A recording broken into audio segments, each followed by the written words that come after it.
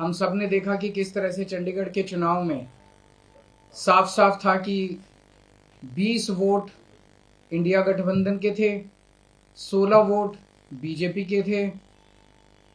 20 में से 8 वोट किस तरह से इंडिया गठबंधन के वोट गलत तरीके से इनवैलिड डिक्लेयर कर दिए गए और इंडिया गठबंधन के कैंडिडेट कुलदीप कुमार को हारा हुआ डिक्लेयर कर दिया गया, बीजेपी के कैंडिडेट को जीता हुआ डिक्लेयर कर दिया गया। मामला जब सुप्रीम कोर्ट में गया तो सुप्रीम कोर्ट ने बहुत जल्दी सुनवाई करके और आज जो पूरा जो प्रोसेस भी था,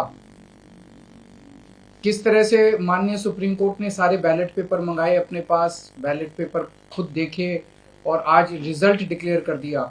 ये मुझे लगता है कि भारतीय इतिहास के अंदर शायद पहली बार हुआ है। हम सुप्रीम कोर्ट का बहुत बहुत शुक्रिया अदा करते हैं कि इतने कठिन समय में आज जो देश के अंदर जो हालात हैं, पूरा डिक्टेटरशिप चल रही है, जनतंत्र को कुचला जा रहा है जगह जगह, सारे इंस्टीट्यूशंस जो हैं वो एक तरह से कुचले जा रहे हैं, रौंदे जा रहे हैं। ऐसे में सुप्रीम कोर्ट का ये जो फैसला है ये बहुत मायने रखता है जनतंत्र के लिए, और जनतंत्र को बचाने के लिए ये सुप्रीम कोर्ट का फैसला बहुत अहम है। इंडिया गठबंधन, इसलिए हम सुप्रीम कोर्ट का बहुत बहुत शुक्रिया अदा करते हैं। इंडिया गठबंधन की ये बहुत बड़ी जीत है, पहली जीत है, बहुत बड़ी जीत है और बहुत बड़े मायने रखती है। एक तरह से उन लोगों से छीन के लाए हैं हम लोग ये जीत। उन लोगों ने तो चोरी कर लिया था ये चुनाव, उन लोगों ने तो वोट चोरी कर लिए थे, लेकिन हमने हार नहीं मानी। हम आखिरी समय तक लड़ते रहे, संघर्ष करते रहे और अंत में हमारी जीत हुई। तो ये पूरे देश के लिए, इंडिया गठबंधन के लिए बहुत बड़ी जीत है और बहुत बड़ा संकेत देती है देश को। जो लोग कहते हैं कि बीजेपी को हराया नहीं जा सकता, बीजेपी को हराया जा सकता है, एकता से हराया जा सकता है, अच्छी प्लानिंग और स्ट्रेटेजी से हराया जा सकता है और मेहनत से हराया जा सकता है। ये इस चुनाव के नतीजों ने साबित कर दिया। तो मैं इंडिया गठबंधन के सभी पार्टनर्स को बहुत बहुत इसके लिए बधाई देता हूँ। चंडीगढ़ के लोगों को बधाई देता हूँ, जिनको चंडीगढ़ के लोगों की एक तरह से जीत हुई। चंडीगढ़ के लोगों ने तो नतीजा यही दिया था कि भाई इंडिया गठबंधन का कैंडिडेट मेयर बनना चाहिए, लेकिन उन्होंने चोरी कर लिया चुनाव। तो एक तरह से जनता की हार हो गई थी, लेकिन अब जनता की जीत हुई है और पूरे देश की जीत हुई है। पूरे देश ने देखा कि किस तरह से बीजेपी ने यह चुनाव चोरी किया। इस चुनाव में 36 वोट थे टोटल, बीजेपी के, कांग्रेस के, आम आदमी पार्टी के, अकाली दल के 35 काउंसलर और 1 मेंबर ऑफ पार्लियामेंट, 36 वोट थे। उन 36 वोट्स की काउंटिंग में बीजेपी वालों ने 8 वोट चोरी कर लिए, 25% वोट चोरी कर लिए 36 के अंदर। सोचो, अभी कुछ दिन के बाद देश का बड़ा चुनाव होने वाला है, उसमें 90 करोड़ वोट हैं।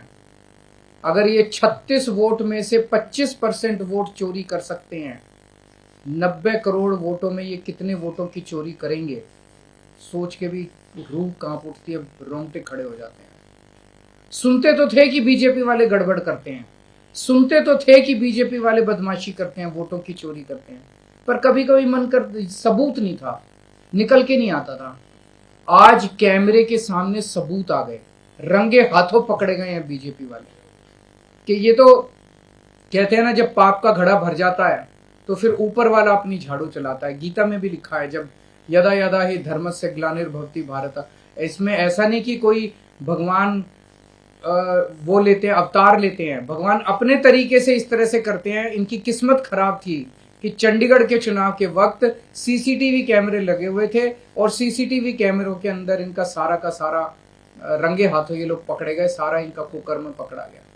इससे साफ जाहिर है कि कितने बड़े स्तर के ऊपर ये वोटों की चोरी करते हैं।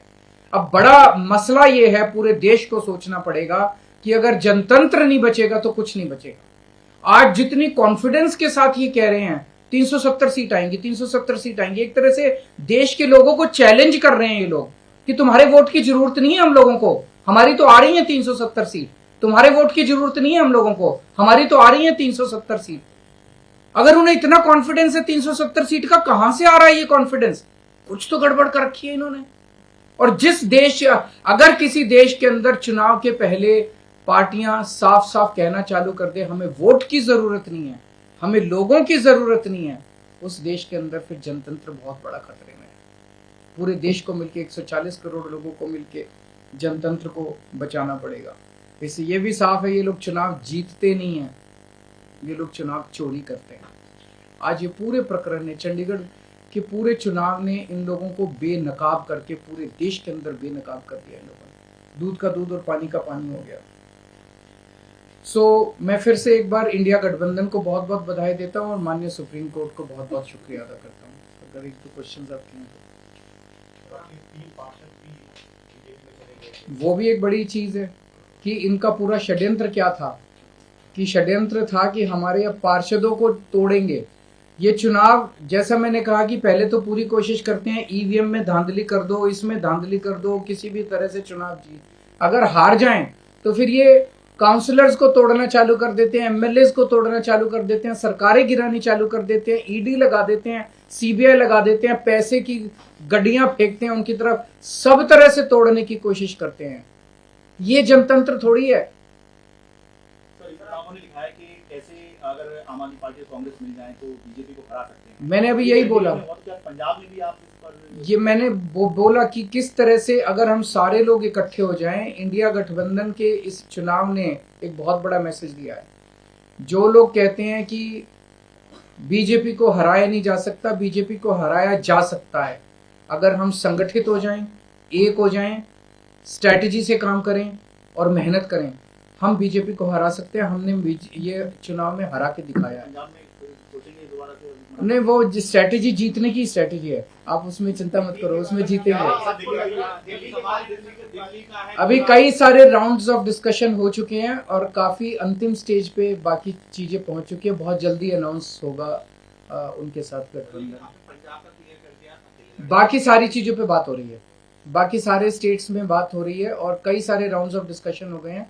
काफी अच्छी बातचीत चल रही है और काफी एडवांस स्टेज पे है। बहुत से आपके साथी हैं जो इंडिया अलायंस की बस में खड़े तो थे लेकिन धीरे-धीरे उतरने की कोशिश कर रहे हैं। सबका अपना अपना वो है। मैं आज आपको लगता है कि उनको देखते आज के जो रिजल्ट उनको उम्मीद जगी होगी और वापस आ सकते हैं। जो लोग देश को बचाना चाहते हैं उन सब लोगों का इंडिया गठबंधन में स्वागत है। सर, आपको लग रहा है लार्ज स्केल रिगिंग भी लोकसभा के समय ये अपोजिशन को, इंडिया ब्लॉक को अब डर है, जिस तरह का पिछले कुछ दिनों में घटित हुई है चीजें? देखिए, ईवीएम को लेके बहुत प्रश्न उठते रहते हैं। जैसे मैंने बताया, इनकी मल्टीपल स्टेजेस हैं।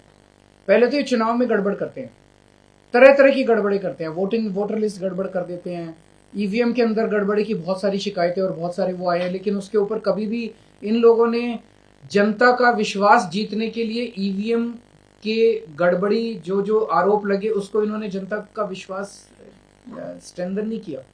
तो ईवीएम के उसके बावजूद भी अगर ये कहीं चुनाव हार जाएं तो फिर ईडी है, ईडी छोड़ देते हैं, सीबीआई है, सीबीआई छोड़ देते हैं, उससे भी कोई नहीं माने पैसे फेंकते हैं उसकी तरफ, उसके बाद ये एमएलए और एमपी तोड़ लेते हैं।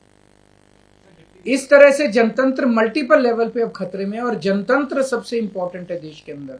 जनता की चलनी चाहिए, जनता अपनी सरकार चुने। अगर जनता की नहीं चलेगी और एक किसी व्यक्ति को अगर ये अहंकार हो जाएगा कि हमारी तो 370 सीट आ रही है, जनता की तो जरूरत ही नहीं है, 140 करोड़ लोगों की मुझे क्या जरूरत है, मेरी तो 370 सीट आ रही है, तो उसके बाद जनता कहां जाएगी? जनता अपना घर बैठे, वो कह रहे हैं कि जनता घर बैठे, हमें तुम्हारी जरूरत नहीं है। उसका मैं डिटेल्स पता करके बताऊंगा, क्योंकि मुझे नहीं पता लीगल क्या पोजीशन है। मेयर डिप्टी मेयर का चुनाव कराता है, तो चूंकि वो मेयर नहीं रहा, उसने चुनाव कराया था, अब नया मेयर बना है, तो क्या वो भी दोबारा होगा, मेरे को अभी इसके बारे में क्लैरिटी नहीं है। मैं वकीलों से बात करके बताऊंगा। Thank you.